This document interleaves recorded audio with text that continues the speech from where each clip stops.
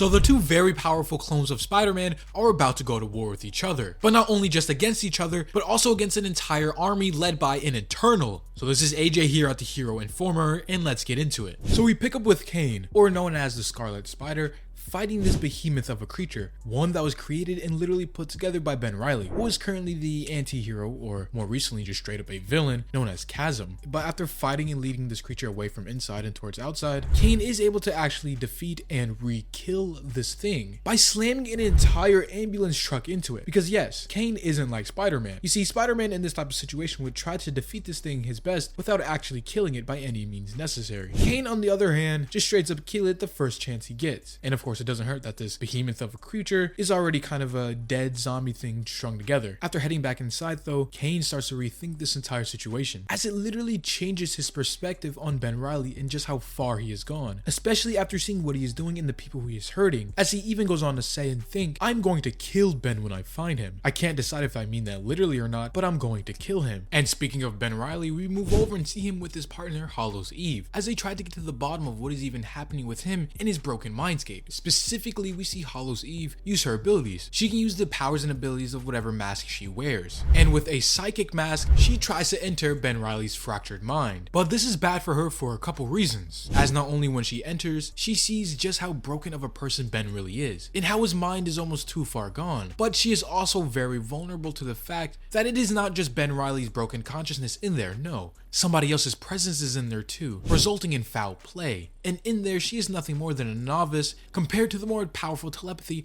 of the Eternal Druid. And of course, we see Druid not taking kindly to someone messing with his plaything, Ben Reilly, so he then psychically attacks her, causing not only for her to pass out, but for their location to be revealed, and for them both to be dragged away by Mo-Man's minions. Well, of course, Mo-Man himself is being forced to work with Druid. And now with Ben Reilly's girl being dragged into this, soon it is going to be a full meshing pot. All corners of the story are going to fully collide, from Ben Reilly's Chasm, the Kaine Scarlet Spider, to the Eternal Druid. But for now, we pick up in the actual sewers beneath New York City, where we see Hallows Eve, finally back awake, running from Ben Reilly, who seems to be attacking her now, because obviously he is not in control of himself, going on to try to hurt what essentially is to him his Mary Jane. And as they are in the middle of fighting, she is only swiftly able to be saved in the nick of time from her abilities from the mask, as she goes intangible and gets away. And as soon as she's able to escape, suddenly Ben Reilly is back in control, obviously devastated from what is happening and what he almost did, almost hurting someone that he cared about. But of course, he doesn't stay in control for long,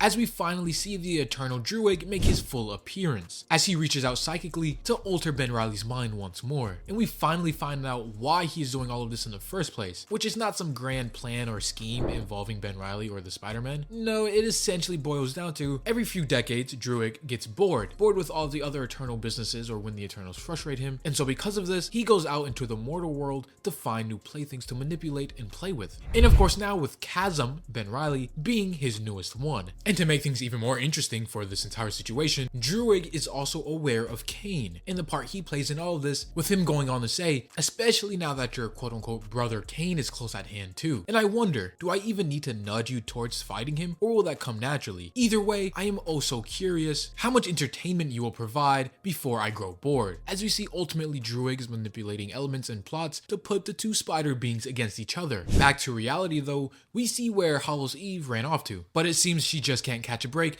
as she moves from one spider being to another, as Kane, the Scarlet Spider, makes his own appearance now, because before he was following the trail of Ben Reilly, and it actually led him straight to them. And of course, with Hallows Eve being on edge from everything that has happened, she immediately goes to attack the Scarlet Spider, putting on some type of ninja mask, as Kane goes on to joke saying, "Does Elektra know you're stealing her whole shtick?" And after a short little scuffle, Kane has enough. Obviously seeing that they're not enemies and don't need to be fighting, he says enough. "I've been looking for Ben ever since I caught wind of this whole Chasm deal." But after fighting that monster he made, Kane's starting to have second thoughts. But even still, he isn't going to give up on Ben just yet, as he takes off his mask, fully letting his guard down and showing that he's here to help. And after she tries to explain the situation about what has been happening with Ben, his blackouts, his losing control of his actions and self, Kane starts to kind of lose it a bit, telling her this is exactly why I knew I needed to track Ben down. He can't be trusted to look after himself. If someone is messing with his head, we shouldn't stay confined to this dark tunnels where we have no visibility, nowhere to maneuver, especially sense, unlike Ben, I don't have. And before he is able to finish his sentence, going on to say how he doesn't have a spider sense, he is immediately blindsided by Ben Reilly, Chasm himself, taking full advantage of Kane not having a spider sense to get a sneak attack in. And now we finally see these two spider beings, spider clones of the iconic and original Peter Parker, come head to head into blows. But it seems, unfortunately for Kane, Chasm just has too many new tricks up his sleeve, as along with a new identity and costume, he also has new powers, including an offensive spider sense, meaning not only does he have the abilities of a traditional spider sense,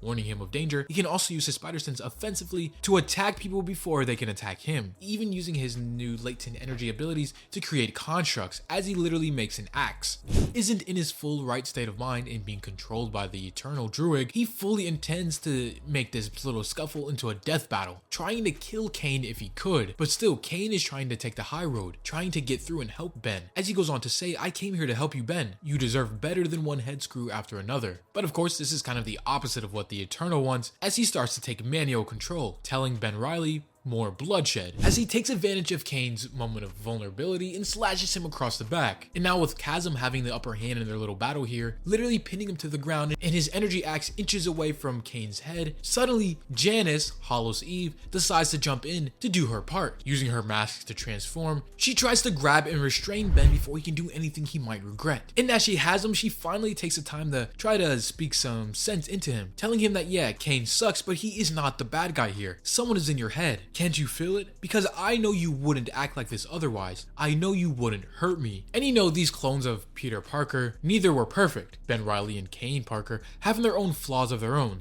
But of course, being clones, they still took more from the original, including Peter's iconic and almost unshakable willpower. Willpower so strong, he is able to momentarily shake the control of an Eternal, freeing his mind from Druid's control and hold, even at the very least for now. And with Ben in his right state of mind now, the three of them are finally able to talk about what has even been going on. Ben Reilly saying he can only remember bits and pieces. It was like a dream. But before they can pinpoint what exactly or who exactly, suddenly there's a giant shake and rumble, as forces from the underworld itself, a literal army, comes crawling through, breaking through the sewers and subways, ready to unleash havoc across New York, as Mole Man is in the center leading it all. So right now Scarlet Spider and Chasm have to put away their differences and set their sights on the bigger picture as they swing off together. And as they eventually do make it topside, they see just how bad it is. Mass chaos and destruction as a literal army and small kaijus destroy and run through the streets of New York. And of course, with civilians being everywhere,